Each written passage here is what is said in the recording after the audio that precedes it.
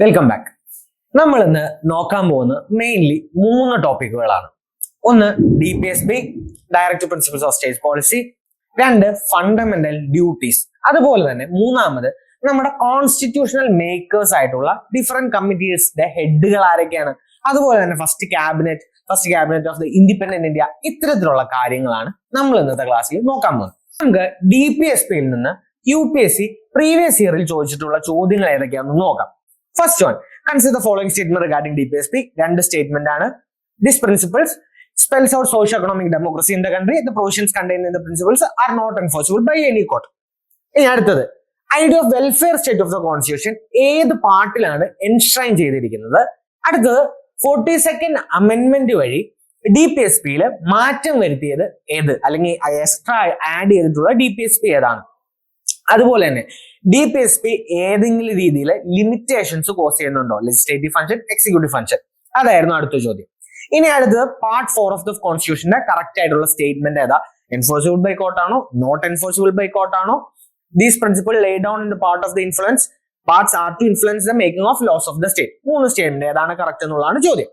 ഇനി അതുപോലെ തന്നെ സെപ്പറേഷൻ ഓഫ് ജുഡീഷ്യറി ഏത് പാർട്ടിലാണ് പറഞ്ഞിരിക്കുന്നത്? ഇന്ത്യൻ കോൺസ്റ്റിറ്റ്യൂഷനിൽ കോൺസെൻട്രേഷൻ ഓഫ് വെൽത്ത് വയലേറ്റ് ചെയ്യുന്നത് ഏത് പ്രൊഹിബിഷൻ ആണ്? Under the Indian constitution of concentration of wealth violates each of the following provision. ഇതാണ് ചോദിച്ചത്. അപ്പോ എന്താണ് DPSP? എന്തായിരുന്നു DPSPയുടെ പുറകിലെ ഐഡിയ എന്ന് നമുക്ക് നോക്കാം. കോൺസ്റ്റിറ്റ്യൂഷൻ മേക്ക് ചെയ്യുന്ന സമയത്ത് നമ്മുടെ കോൺസ്റ്റിറ്റ്യൂഷണൽ മേക്കേഴ്സിന്റെ കംപ്ലീറ്റ് വിഷൻ, അല്ലെങ്കിൽ എന്താ പറയാ, അവൻ ആഗ്രഹിച്ചിരിക്കുന്ന കാര്യങ്ങളെല്ലാം നടപ്പാക്കാൻ കഴിഞ്ഞു എന്ന് വന്നിട്ടുണ്ടാവില്ല. ഒരുപാട് സിറ്റുവേഷൻസ് ഉണ്ടാവും. എക്കണോമിക് സാങ്ഷൻസ് ഉണ്ടാവും, അല്ലെങ്കിൽ എക്കണോമിക് ടൈറ്റനിങ്സ് ഉണ്ടാവും, സോഷ്യൽ പ്രഷേഴ്സ് ഉണ്ടാവും, പൊളിറ്റിക്കൽ പ്രഷേഴ്സ് ഉണ്ടാവും. ചിലപ്പോൾ ഇന്ത്യ എന്ന് പറയുന്ന സമൂഹം അത്രത്തോളം ഒരു മെച്ചുവേർഡ് ആയിട്ടുള്ള ഡിസിഷൻസ് എടുക്കാനായിട്ട് അത്രയും പ്രാപ്തമായിട്ടുണ്ടാവില്ല. ചിലപ്പോൾ നമ്മുടെ കോൺസ്റ്റിറ്റ്യൂഷൻ മേക്കേഴ്സിന് വളരെ ഫ്യൂച്ചറിസ്റ്റിക് ആയിട്ടുള്ള വിഷൻ ഉണ്ടാവും. പക്ഷെ ഇന്ത്യൻ സൊസൈറ്റി ചിലപ്പോൾ 1950s അത്രയും ഫ്യൂച്ചറിസ്റ്റിക് ആയിട്ടുള്ള ഒരു ഐഡിയ മനസ്സിലാക്കി അതിനോട് ചേർന്ന് നിൽക്കാൻ പറ്റിയിട്ടുണ്ടാവില്ല. അല്ലെങ്കിൽ കോൺസ്റ്റിറ്റ്യൂഷൻ മേക്കേഴ്സ് ഉദ്ദേശിക്കുന്ന ചില പ്രോഗ്രാം നടത്താനായിട്ടുള്ള ഫിനാൻഷ്യൽ കപ്പാസിറ്റി അന്നത്തെ ഇന്ത്യക്ക് ഉണ്ടായിട്ടുണ്ടാവില്ല. ഇത്തരത്തില് മൾട്ടിപ്പിൾ റീസണുകൾ കൊണ്ട് നമുക്ക് കോൺസ്റ്റിറ്റ്യൂഷനിൽ ഉൾപ്പെടുത്താൻ കഴിയാത്ത ഒരുപാട് കാര്യങ്ങളുണ്ടാവും. അത്തരത്തിലുള്ള കാര്യങ്ങളെ ഫ്യൂച്ചറിൽ എന്തെങ്കിലും നമുക്ക് പോസിബിൾ ആയിട്ടുള്ള ഒരു ടൈം വരുമ്പോൾ നടത്തണം, അല്ലെങ്കിൽ നടത്താൻ കഴിയുമെങ്കിൽ അതൊരു ഡയറക്റ്റീവ് ആയിട്ട് ആരാണോ ഭരിക്കുന്നത് അവർക്ക് ഒരു ഡയറക്റ്റീവ് കൊടുക്കുക. ഫ്യൂച്ചറിൽ ഇന്ന രീതിയിൽ ഒരു പോളിസി നിങ്ങൾക്ക് ഫോർമുലേറ്റ് ചെയ്യാൻ കഴിയുമെങ്കിൽ ഇറ്റ്സ് വെൽ ആൻഡ് ഗുഡ്. ഇത് കോൺസ്റ്റിറ്റ്യൂഷൻ മേക്കേഴ്സിന്റെ ഒരു ഐഡിയ ആയിരുന്നു. അന്നത്തെ മൾട്ടിപ്പിൾ സിറ്റുവേഷനുകൾ കൊണ്ട് നമുക്കത് നടത്താൻ കഴിഞ്ഞില്ല. എന്നെങ്കിലും ഒരു ഫ്യൂച്ചറിൽ അത് നടത്താൻ കഴിയുന്ന ഒരു സ്റ്റേജിലേക്ക് നമ്മൾ എത്തിക്കഴിഞ്ഞാൽ there is a directive given. You may take it, it's better you take it, but it's not a compulsory provision. നമുക്കത് ഡീറ്റെയിൽഡ് ആയിട്ട് നോക്കാം. സോ കോൺസ്റ്റിറ്റ്യൂഷന്റെ part 4 article 36 to 51 directive principles of state policy എന്താന്ന് പറഞ്ഞിരിക്കുന്നത്. ഇതൊരു ബേസിക്കലി നമ്മുടെ Irish കോൺസ്റ്റിറ്റ്യൂഷന്റെ ഐഡിയയിൽ നിന്ന് നമ്മൾ ബോറോ ചെയ്തിരിക്കുന്നതാണ്. ഐറിഷ് കോൺസ്റ്റിറ്റ്യൂഷൻ ഒറിജിനലി സ്പാനിഷ് കോൺസ്റ്റിറ്റ്യൂഷനിൽ നിന്ന് എടുത്തതാണ്. ആ ഐഡിയയിൽ നിന്നാണ് നമ്മൾ ഈ പറയുന്ന DPSPയുടെ ഐഡിയ നമ്മൾ ബോറോ ചെയ്തിരിക്കുന്നത്. ഇതോടൊപ്പം തന്നെ നോക്കേണ്ട കാര്യം, the phrase directive principle of state policy denotes ideals that state should keep in mind. ഞാൻ പറഞ്ഞു, എന്നാണ് സ്റ്റേറ്റ് ഒരു പോളിസി എടുക്കാൻ കാര്യപ്രാപ്തമാകുന്നത്, അല്ലെങ്കിൽ ഇത്തരത്തിലുള്ള ഒരു ഐഡിയ സ്റ്റേറ്റിന് ഇംപ്ലിമെന്റ് ചെയ്യാനുള്ള സിറ്റുവേഷൻ ആയി അന്ന് ഈ ഡയറക്റ്റീവ് പ്രിൻസിപ്പിൾസ് ആ സ്റ്റേറ്റ് ഗവൺമെന്റിന്റെ മൈൻഡിലേക്ക് വരണം. ഇത്തരത്തിലുള്ള ഒരു idea constitution makers put forward ചെയ്തിട്ടുണ്ട്. ഈ ഐഡിയ അവരെ ഗൈഡ് ചെയ്യാൻ വേണ്ടി, അവരുടെ ഐഡിയൽസിനെ ഗൈഡ് ചെയ്യാൻ വേണ്ടി കോൺസ്റ്റിറ്റ്യൂഷനിൽ ഇംപ്ലിമെന്റ് ചെയ്തിരിക്കുന്നതാണ്. കോൺസ്റ്റിറ്റ്യൂഷൻ മേക്കേഴ്സിന്റെ വിഷൻ ഉണ്ടായിരുന്ന ഒരു ഐഡിയ ആണ് ഇത് എന്ന് കറന്റ് ഗവൺമെന്റ്സിനെയും ഫ്യൂച്ചർ ഗവൺമെന്റ്സിനെയും ഓർമ്മപ്പെടുത്താൻ വേണ്ടിയിട്ടാണ് ഇത് ചെയ്തിരിക്കുന്നത്. 1935 ഗവൺമെന്റ് ഓഫ് ഇന്ത്യ ആക്ടിലെ ഇൻസ്ട്രുമെന്റ്സ് ഓഫ് ഇൻസ്ട്രക്ഷന്റെ സിമിലർ സ്വഭാവം, അല്ലെങ്കിൽ അതിന്റെ ഒരു റിസംബ്ലൻസ് ആണ് നമ്മുടെ ഒറിജിനൽ കോൺസ്റ്റിറ്റ്യൂഷനിലെ DPSP. ഇപ്പൊ 1935 ഗവൺമെന്റ് ഓഫ് ഇന്ത്യ ആക്ടിൽ നിന്ന് നമ്മൾ ഒരുപാട് പ്രൊവിഷൻസ് നമ്മുടെ ഒറിജിനൽ കോൺസ്റ്റിറ്റ്യൂഷനിലേക്ക് എടുത്തിട്ടുണ്ട്. അത്തരത്തില് ഒരു സിമിലാരിറ്റി ഉള്ള ഒരു പ്രൊവിഷൻ ആണ് 1935 ഗവൺമെന്റ് ഓഫ് ഇന്ത്യ ആക്ടിലെ instruments of instruction, which is similar to the directive principle of state policy. ഇനി എന്താണ് directive principles of state policy ഉദ്ദേശിക്കുന്നത്? അതൊരു comprehensive economic, social and political programme for a modern democratic state. ഒരു സ്റ്റേറ്റിന്റെ, ഏറ്റവും modern ആയിട്ടുള്ള democratic സ്റ്റേറ്റിന്റെ ഒരു മൾട്ടിപ്പിൾ ആംഗിളിലുള്ള ഒരു ഡെവലപ്മെന്റ് ആണ് DPSP ഉദ്ദേശിക്കുന്നത്. സോഷ്യൽ ആവാം, എക്കണോമിക്കൽ ആവാം, പൊളിറ്റിക്കൽ ആവാം. മൾട്ടിപ്പിൾ റീസൺസ് കൊണ്ട് നമുക്ക് 1950s അത് സാധിച്ചില്ല, അല്ലെങ്കിൽ അത് നമുക്ക് ചെയ്യാനായിട്ട് കഴിഞ്ഞില്ല. അതിന്റെ മിനിയേച്ചർ വെർഷൻസ് മാത്രമേ ചിലപ്പോൾ ചെയ്യാൻ സാധിച്ചിട്ടുണ്ടാവുള്ളൂ. ഇത് ഓവർകം ചെയ്യാൻ കഴിയുന്ന ഒരു സ്റ്റേജിലേക്ക് നമ്മൾ എത്തുമ്പോൾ ഈ പറയുന്ന മൾട്ടി പ്രൊലോങ്ഡ് ആയിട്ടുള്ള ഒരു മോഡേൺ ഡെമോക്രാറ്റിക് സ്റ്റേറ്റിനെ ബിൽഡ് ചെയ്യാനായിട്ട് എന്തെല്ലാം വേണം, അല്ലെങ്കിൽ ഈ പറയുന്ന കാര്യങ്ങളെല്ലാം അച്ചീവ് ചെയ്യാൻ കഴിഞ്ഞു കഴിഞ്ഞാൽ നമുക്കൊരു മോഡേൺ ഡെമോക്രാറ്റിക് സ്റ്റേറ്റിന് ഉണ്ടാക്കാൻ കഴിയും. അതിൽ എക്കണോമിക് ആയിട്ടുള്ള കാര്യങ്ങളുണ്ടാവും, പൊളിറ്റിക്കൽ ആയിട്ടുള്ള കാര്യങ്ങളുണ്ടാവും, സോഷ്യൽ ആയിട്ടുള്ള കാര്യങ്ങളാവും. ഇത്തരത്തിലെ മൾട്ടിപ്പിൾ ആംഗിളുകളെ അച്ചീവ് ചെയ്യാൻ സഹായിക്കുക എന്നതാണ് DPSPയുടെ മേജർ ബിഹൈൻഡ്. ഇനി ഇതിന്റെ ഇമ്പോർട്ടന്റ് ആയിട്ടുള്ള feature, first one, they are non justifiable. അതായത് നമുക്കൊരു കോടതിയിൽ പോയിട്ട് ഇന്ന DPSP നടത്തി തരൂ എന്ന് പറയാനായിട്ട് കഴിയില്ല. They are non justifiable. ഉദാഹരണത്തിന് യൂണിഫോം സിവിൽ കോഡ് ഒരു DPSP ആണ്. ഇത്തരത്തിലുള്ള DPSP എനിക്ക് നടത്തി തരണം എന്ന് പറഞ്ഞ് കോടതിയിലേക്ക് നമുക്ക് ചെയ്യാനായിട്ട് കഴിയില്ല. Only government can implement. അതുകൊണ്ട് തന്നെ നമുക്ക് ഗവൺമെന്റിനെ കമ്പൽ ചെയ്യാനായിട്ട് പറ്റില്ല. ഗവൺമെന്റ് ഇംപ്ലിമെന്റ് ചെയ്യോ DPSPയിൽ ഇത് പറഞ്ഞിട്ടുണ്ട്. അങ്ങനെ ഒരു ഫോഴ്സ്ഫുൾ കമ്പലിംഗ് ഒന്നും പറ്റില്ല. പക്ഷെ ഒരു പൊളിറ്റിക്കൽ പ്രഷറിന് ഇവിടെ സാധ്യതയുണ്ട്, ഒരു സോഷ്യൽ പ്രഷറിന് സാധ്യതയുണ്ട്. പക്ഷെ that does not mean the center or the state government is legally bound. They are not legally bound to implement the directive principles of the health policy. There is only a social pressure on the governments to implement. അതുകൊണ്ട് തന്നെ they are non-justifiable part of the nature. പക്ഷേ DPSPs non-justifiable ആണെങ്കിലും supreme കോടതി പല ഇൻസ്റ്റൻസസിലും DPSPനെ ഒരു നിയമത്തിന്റെ constitutional validity check ചെയ്യാനായിട്ട് use ചെയ്തിട്ടുണ്ട്. നമ്മൾ പറഞ്ഞു DPSP എന്താണ്, ലീഗലി എൻഫോഴ്സിബിൾ അല്ല. പക്ഷെ സുപ്രീം കോടതി എന്ത് ചെയ്തെന്ന് പറഞ്ഞാൽ, ഇപ്പൊ സപ്പോസ് ഏതെങ്കിലും ഒരു ലോ, ആ ലോ ഒരു സ്പെസിഫിക് ആയിട്ടുള്ള DPSPയുടെ ഇംപ്ലിമെന്റേഷന് വേണ്ടിയാണ് വന്നിരിക്കുന്നത്. സേ ഒരു ആർട്ടിക്കിൾ 44ന്റെ ഇംപ്ലിമെന്റേഷനോട് ഒരു നിയമം പാസ്സാക്കി. അത്തരത്തിലൊരു നിയമം ആർട്ടിക്കിൾ 14ന്റെയും 19ന്റെയും ചെറിയ വയലേഷൻസ് നടത്തിയിട്ടുണ്ടെങ്കിൽ പോലും, ആർട്ടിക്കിൾ 14ന്റെയും ആർട്ടിക്കിൾ 19ന്റെയും ഒരു റീസണബിൾ വയലേഷൻ നടത്തിയിട്ടുണ്ടെങ്കിൽ പോലും ആ ആക്ട് അൺകോൺസ്റ്റിറ്റ്യൂഷൻ ആവില്ല. കാരണം അതിന്റെ ആക്ടിന്റെ ഐഡിയ എന്ന് പറയുന്നത് ഒരു DPSP ഇംപ്ലിമെന്റ് ചെയ്യാന്നുള്ളതാണ്. ഇത് സുപ്രീം കോടതി പല ഇൻസ്റ്റൻസസിലും ഇത്തരത്തിലുള്ള ഒരു സിമിലർ ലൈനിലുള്ള സ്റ്റാൻഡ് എടുത്തിട്ടുണ്ട്. If the court find out that the law in question seeks to implement some of the directive principle, then the court will give some reasonable exception to that law, even if that law is violative of Article 14 and 19. Article 14ന്റെയും 19ന്റെയും violation അവിടെ വരുന്നുണ്ടെങ്കിൽ പോലും court അതിനൊരു reasonable exemption അല്ലെങ്കിൽ ഒരു reasonable ആയിട്ടുള്ള ഒരു ഡൗട്ടോടെ കൊടുക്കും. കാരണം അതൊരു DPSPനെ ഇംപ്ലിമെന്റ് ചെയ്യാനായിട്ടാണ് വന്നത്. ഇനി DPSP 42nd അമെന്റ്മെന്റ് വഴി നമ്മൾ എക്സ്ട്രാ ഒരു 4 DPSP കൂടി ആഡ് ചെയ്തിട്ടുണ്ട്. 42nd Amendment of 1976 added 4 more DPSP. ഏതെല്ലാമാണത്? First one, to secure opportunity for healthy development of children. Second one, to promote equal justice and to provide equal legal aid to the poor. Third one, to take steps to secure the participation of workers in the management of the industries. Fourth one, to protect and improve environment and to safeguard forest and wildlife. ഈ പറയുന്ന 4 DPSPസും കോൺസ്റ്റിറ്റ്യൂഷനിൽ add ചെയ്യപ്പെട്ടത് 42nd amendment വഴിയാണ്. അതുപോലെ തന്നെ 44th amendment ഒരു DPSP കൂടി add ചെയ്തു, which requires the state to minimize the inequalities in income, status, facilities and opportunity. 42nd amendment 4 DPSP add ചെയ്തു, 44th അമെന്റ്മെന്റ് ഒരു DPSP കൂടി ആഡ് ചെയ്തു. ഇനി 2 അമെന്റ്മെന്റ് കൂടി DPSPയിൽ വരുന്നുണ്ട്. 86th amendment. 86th amendment of 2002 എന്താണ് ചെയ്തത്? ആർട്ടിക്കിൾ 45ന്റെ സബ്ജക്ട് മാറ്ററിനെ ഒന്ന് മാറ്റി. ഇത്തരത്തിലാണ് അത് മാറ്റിയത്. And it made elementary education as a fundamental right under Article 21 and amended the directives requires the state to provide early childhood care and education for all children until they complete the age of 6 years. എന്തായിരുന്നു അതിന്റെ കാരണം?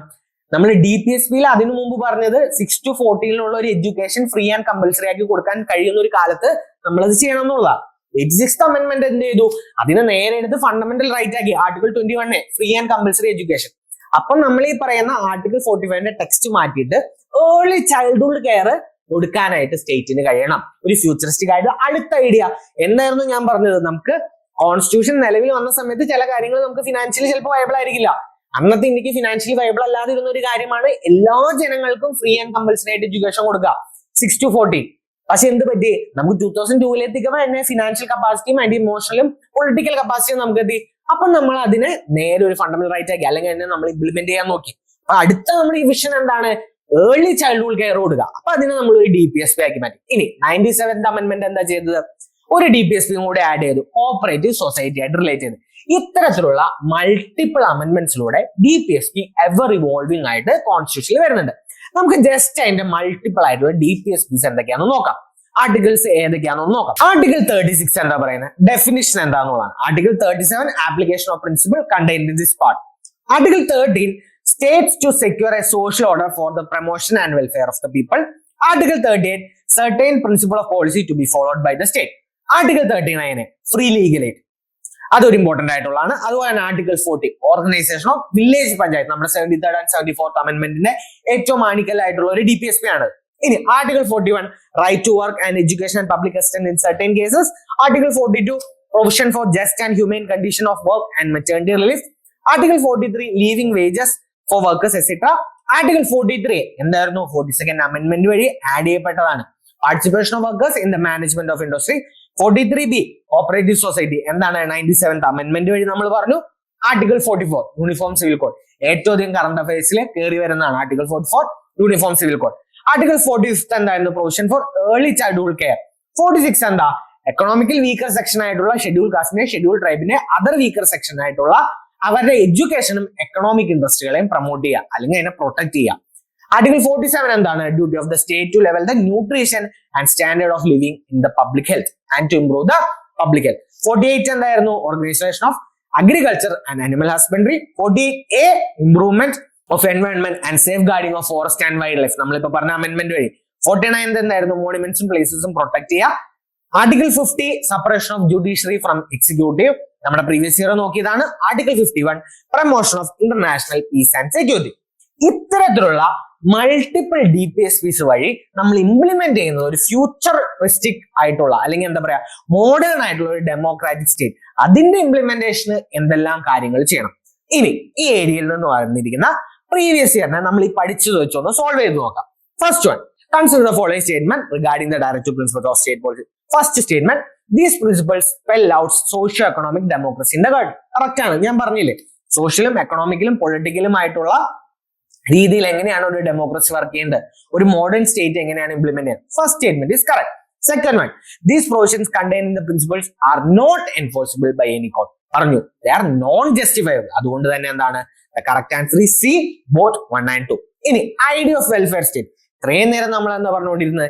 എങ്ങനെയാണ് നമുക്കൊരു welfare സ്റ്റേറ്റിനെ establish ചെയ്യാനായിട്ട് പറ്റുക, എത്തരത്തിലാണ് എല്ലാവർക്കും equally viable ആയിട്ടുള്ള അല്ലെങ്കിൽ എല്ലാവർക്കും അവരുടെ ബേസിക് നീഡുകൾ എങ്കിലും കഴിഞ്ഞു പോകുന്ന രീതിയിൽ ഒരു സ്റ്റേറ്റ് ഉണ്ടാവുക. എവിടെയാണ് ഐഡിയ കൃത്യമായിട്ട് പറഞ്ഞിരുന്നത്? Directive principles of the state policy. ഇനി 42nd അമെന്റ്മെന്റ് വഴി ഏത് ഡയറക്റ്റീവ് പ്രിൻസിപ്പിൾസാ? 4 ആഡ് ചെയ്ത്. ഏതാണ് ഇതിൽ വരുന്നത്? Participation of workers in the management of industry. 42nd amendment വഴി 4 DPSP ആണ് ആഡ് ചെയ്യപ്പെട്ടത്. അതിൽ option B, participation of workers in the management of industries was added to the DPSP by the 42nd amendment. Ini consider the following statement. With reference to the Constitution of India, directive principles of the state policy constitute limitation upon first one legislative action, second one executive action. Each of the statement are correct. ചിലപ്പോൾ ഒരു പക്ഷേ ഇത് നിങ്ങളെ confuse ചെയ്തേക്കാം. ഏതെങ്കിലും രീതിയിൽ ഒരു legislative action, ഒരു നിയമനിർമ്മാണത്തെയോ ഒരു എക്സിക്യൂട്ടീവിന്റെ ആക്ഷനെയോ DPSP കൺട്രോൾ ചെയ്യുന്നുണ്ടോ അല്ലെങ്കിൽ അതിനെ ലിമിറ്റ് ചെയ്യുന്നുണ്ടോ?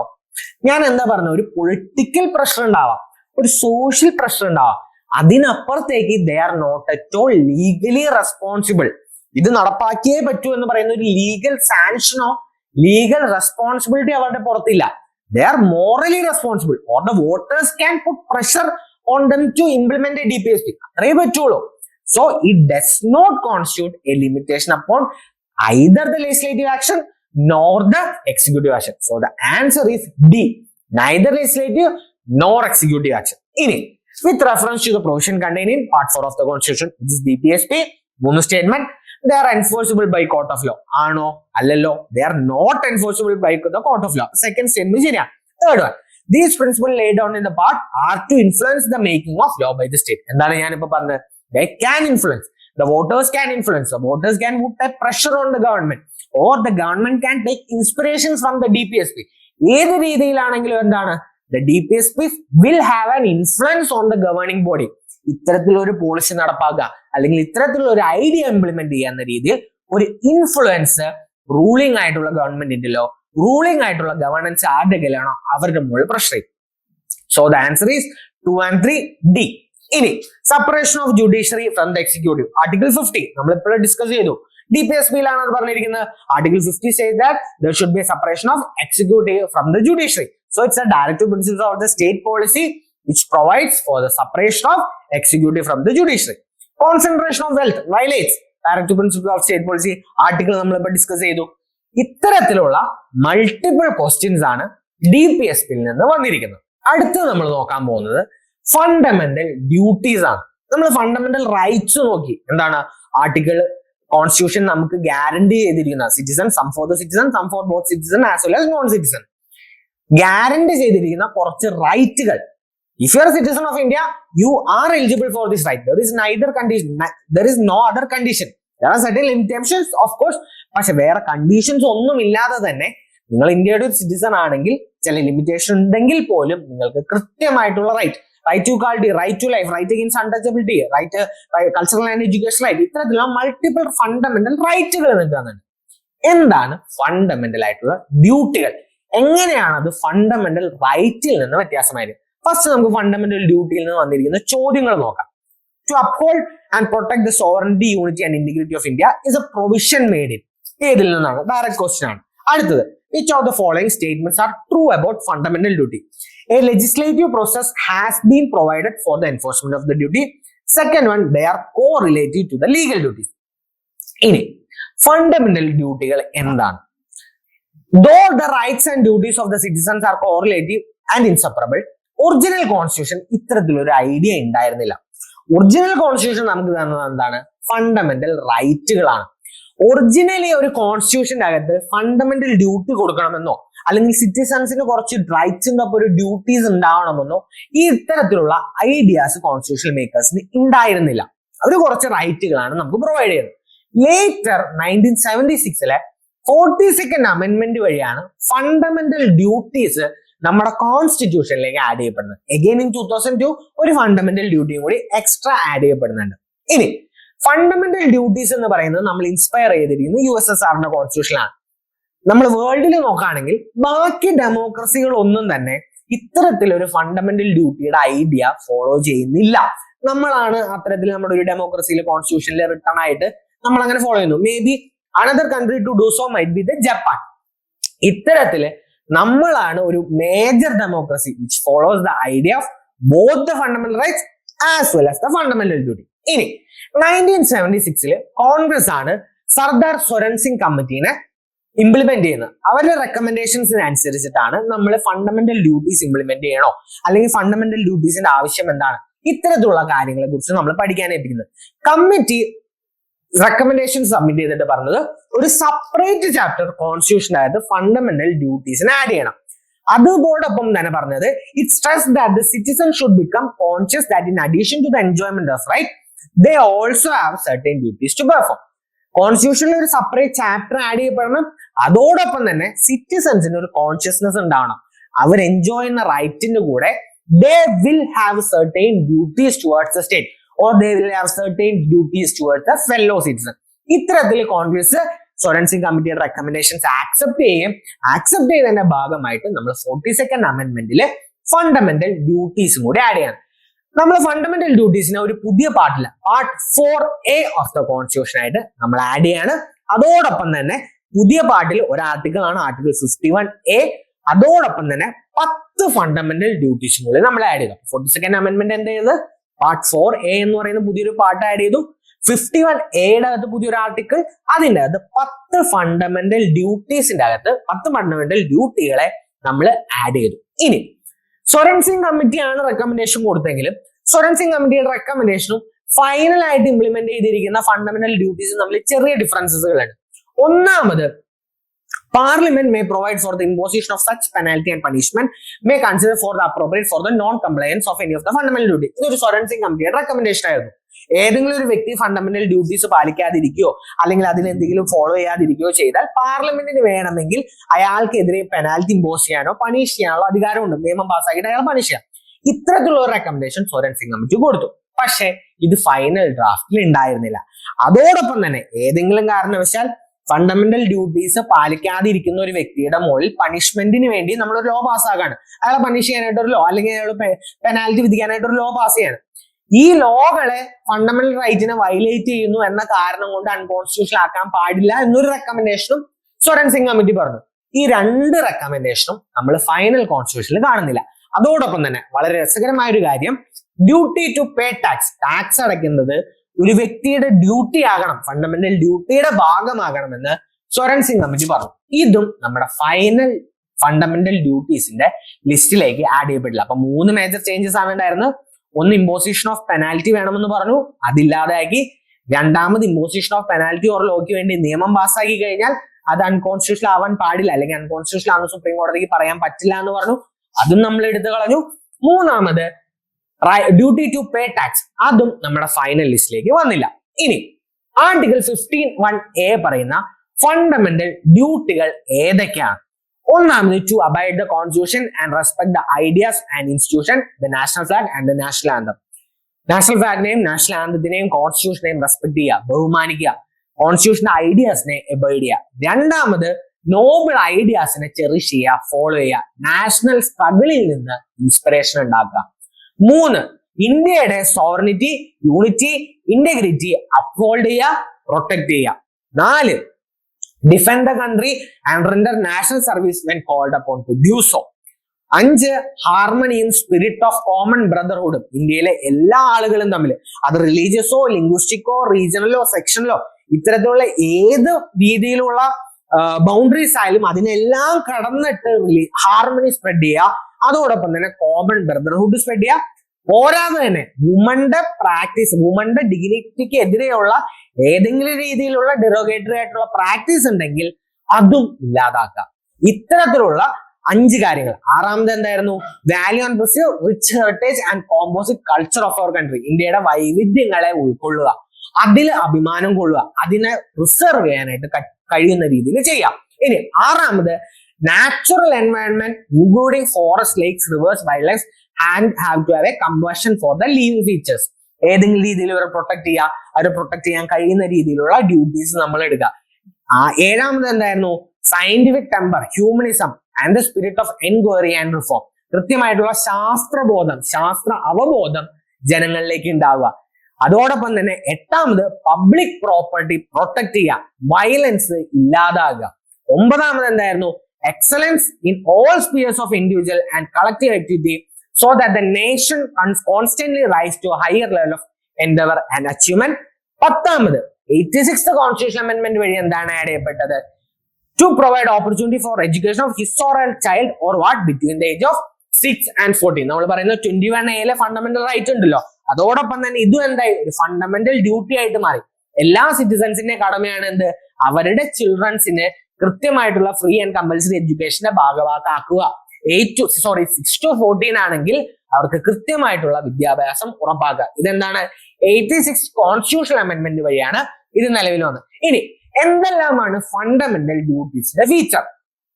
ഒന്നാമത്, ചിലതൊരു മോറൽ ഡ്യൂട്ടീസാ, ചിലതൊരു സിവിക് ഡ്യൂട്ടീസാ. ഇത് സിവിക്, ഇത് മോറൽ, ഇത്തരത്തില് ഒരു മൾട്ടിപ്പിൾ ഇന്റർലിങ്കിങ് നമ്മുടെ ഫണ്ടമെന്റൽ ഡ്യൂട്ടീസിൽ നിങ്ങൾക്ക് കാണാനായിട്ട് പറ്റും. ഇപ്പൊ എന്താണ്? കൃത്യമായിട്ടുള്ള സയന്റിഫിക് ടെമ്പർ വളർത്തുക, ഇതൊരു മോറൽ ഡ്യൂട്ടിയാ, നമുക്ക് അതിനൊരു സിവിക് ഡ്യൂട്ടി പറയാൻ പറ്റില്ല. എന്നാൽ എന്താണ്? നാഷണൽ ആന്തത്തിനെയും നാഷണൽ ഫ്ലാഗിനെയും പ്രൊട്ടക്ട് ചെയ്യുക, അതൊരു സിവിക് ഡ്യൂട്ടിയാ. ഇത്തരത്തിലൊരു കോമ്പിനേഷൻ ആണ് നമ്മുടെ ഫണ്ടമെന്റൽ ഡ്യൂട്ടീസിൽ വർക്ക് ചെയ്യുന്നത്. ഇനി സം ഫണ്ടമെന്റൽ ഡ്യൂട്ടീസ് എന്താണ്? Both citizen as well as ഫോറിനേഴ്സിനുണ്ട്. പക്ഷെ എന്താണ്? ഫണ്ടമെന്റൽ ഡ്യൂട്ടീസ് എന്ന് പറയുന്നത് only to the citizen, they are not for the foreigners. Indian സിറ്റിസൺസിന് മാത്രമേ എന്തുള്ളൂ? ഫണ്ടമെന്റൽ ഡ്യൂട്ടീസ് ഉള്ളൂ. Fundamental rights may be for both citizen as well as foreigners. ഇനി അടുത്തത് എന്താണ്? Similar to the directive principles, fundamental rights are also non justifiable. Constitution അതിനുവേണ്ടി പ്രത്യേകം mechanism ഒന്നും ഉണ്ടാക്കിയിട്ടില്ല ജസ്റ്റിഫയബിൾ ആക്കാനായിട്ട്. പക്ഷെ എന്താണ്? പാർലമെന്റിന് വേണമെങ്കിൽ ഒരു ലോ പാസ് ചെയ്തിട്ട് ഒരു ഫണ്ടമെന്റൽ ഡ്യൂട്ടീനെ ജസ്റ്റിഫയബിൾ ആക്കാം. ഇപ്പൊ prevention of insult to national honour act, അത്തരത്തിലൊരു ആക്ടിന്റെ കീഴിൽ ഏതെങ്കിലും നമ്മുടെ നാഷണൽ ആന്തത്തിനെയോ നാഷണൽ ഫ്ലാഗിനെയോ അതിനെ ഏതെങ്കിലും മിസ്ട്രീറ്റ് ചെയ്ത് കഴിഞ്ഞാൽ അതൊരു ഒഫൻസ് ആണ്. പക്ഷെ ഒരു ഫണ്ടമെന്റൽ റൈറ്റിനെ ജസ്റ്റിഫയബിൾ ആക്കാനായിട്ട് ഒരു സ്പെഷ്യൽ മെക്കാനിസം ഒന്നും കോൺസ്റ്റിറ്റ്യൂഷൻ ഇംപ്ലിമെന്റ് ചെയ്തിട്ടില്ല. ഓക്കെ, ഇനി ഇതിൽ വന്നിരിക്കുന്ന ചോദ്യങ്ങൾ എന്തായിരുന്നു? To uphold the protect the sovereignty, unity and integrity of India is a provision made in, നമ്മളിപ്പോ പറഞ്ഞു, ഫണ്ടമെന്റൽ ഡ്യൂട്ടീസിലാണ് ഇത്തരത്തിലുള്ള ഒരു പ്രൊവിഷൻ വന്നിരിക്കുന്നത്. ഇനി ലാസ്റ്റ് ടോപ്പിക് കുറച്ച് നെയിംസ് ആണ്. കോൺസ്റ്റിറ്റ്യൂഷണൽ മേക്കേഴ്സ് ആരൊക്കെയാണ് എന്നുള്ളത് നമുക്ക് നോക്കാം. നമ്മുടെ കോൺസ്റ്റിറ്റ്യൂഷണൽ മേക്കേഴ്സ് മൾട്ടിപ്പിൾ ആയിട്ടുള്ള മേജർ ആൻഡ് മൈനർ കമ്മിറ്റീസ് ആയിട്ട് തിരിച്ച് അതിന് ഓരോ ഹെഡുകളെയും കൊടുത്ത് ഇവരായിരുന്നു നമ്മുടെ കോൺസ്റ്റിറ്റ്യൂഷന്റെ മൾട്ടിപ്പിൾ പ്രൊവിഷൻസ് അല്ലെങ്കിൽ മൾട്ടിപ്പിൾ ആയിട്ടുള്ള ആംഗിളുകളെ ഹാൻഡിൽ ചെയ്തത്. UPSC മൾട്ടിപ്പിൾ ടൈംസ് ഇതിൽ പലവരുടെയും പേരുകളും പല കമ്മിറ്റികളും പല സമയങ്ങളിലായിട്ട് മെൻഷൻ ചെയ്തിട്ടുണ്ട്. അതുകൊണ്ട് തന്നെ ആ കോൺസ്റ്റിറ്റ്യൂഷണൽ കമ്മിറ്റീസിനെ ഓർത്തിരിക്കുന്നത് നല്ലതായിരിക്കും. ഏതെല്ലാമായിരുന്നു ആ മേജർ കമ്മിറ്റീസ്, അതിന്റെ ഹെഡുകൾ ആരെല്ലാമായിരുന്നു? Union power committee Jawaharlal Nehru, union constitution committee headed by Jawaharlal Nehru, provision and constitutional committee headed by Sardar Vallabhbhai Patel, drafting committee നമുക്ക് എല്ലാവർക്കും അറിയാവുന്ന പോലെ doctor BR Ambedkar, advisory committee on fundamental rights, minority and tribal affairs headed by again Sardar Vallabhbhai Patel, Rules of Procedure Committee headed by Dr. Rajendra Prasad, State Committee or the Committee on Negotiation with the State headed by Jawaharlal Nehru, Steering Committee headed by Dr. Rajendra Prasad and Excluded Area Committee again headed by Sardar Vallabhbhai Patel. ഇത്തരത്തിലെ major കമ്മിറ്റികളും അവരുടെ ഹെഡുകളും ഓർത്തിരിക്കുന്നത് നല്ലതായിരിക്കും. ഏതെങ്കിലും question eliminate ചെയ്യാനോ ഏതെങ്കിലും ആയിട്ടുള്ള രീതിയിൽ കണക്ട് ചെയ്തു വന്നാൽ നമുക്ക് ഈസിലി ആൻസർ ചെയ്യാനായിട്ട് പറ്റും. ഇതുപോലെ തന്നെ ചോദിക്കാൻ സാധ്യതയുള്ളവരാണ് ഫസ്റ്റ് ക്യാബിനറ്റ് മിനിസ്റ്റേഴ്സും അതുപോലെ തന്നെ ഇന്ററിം ഗവൺമെന്റിലെ മിനിസ്റ്റേഴ്സും. അത് കമ്പയർ ചെയ്ത് പഠിക്കുന്നതാണ് എപ്പോഴും എളുപ്പം. ഇന്ററിം ഗവൺമെന്റിൽ ആരായിരുന്നു? ജവഹർലാൽ നെഹ്റു, പട്ടേൽ, രാജേന്ദ്ര പ്രസാദ്, ജോൺ മത്തായി, ജഗ്ജീവൻ റാം, സർദാർ ബൽദേവ് സിംഗ്, ഇത്തരത്തിലെ CH ബാബ, ലിയാഖത്ത് അലി ഖാൻ, ഇവരായിരുന്നു മൾട്ടിപ്പിൾ ആയിട്ടുള്ള പോർട്ട്ഫോളിയോസ് ഇന്ററിം ഗവൺമെന്റിൽ ഹാൻഡിൽ ചെയ്തിരുന്നവർ. ഫസ്റ്റ് ക്യാബിനറ്റിലേക്ക് വരുമ്പോൾ അവരുടെ ഡീറ്റെയിൽസ് നമുക്കൊന്ന് നോക്കാം. Jawaharlal Nehru prime minister, external affairs minister, Commonwealth relation, scientific research, ഈ മിനിസ്റ്റേഴ്സും പോർട്ട്ഫോളിയോസുമാണ് അദ്ദേഹം ഹാൻഡിൽ ചെയ്തിരുന്നത്. Sardar Vallabhbhai Patel home, information and broadcasting, States.